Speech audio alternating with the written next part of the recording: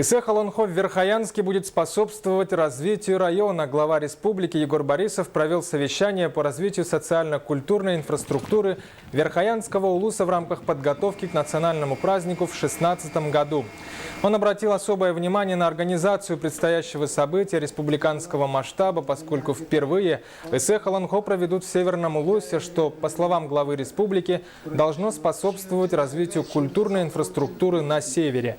Все объекты, которые построят для проведения основных мероприятий ИСЭХ Алонхо, в дальнейшем будут активно использоваться. Так построенные обрядовые объекты впоследствии станут местом отдыха и культурного досуга. Дом Алонхо в Верхоянске передадут детской и музыкальной школе, а палаточный городок для гостей праздника с соответствующей инфраструктурой приспособят под летний лагерь для отдыха школьников. А приобретенные для перевозки гостей автобусы повышенной проходимости передадут образовательным учреждениям Улуса.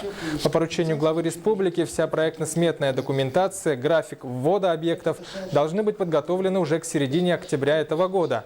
Напомним, что совещание было проведено в рамках визита главы республики в Верхоянский район накануне 15 сентября.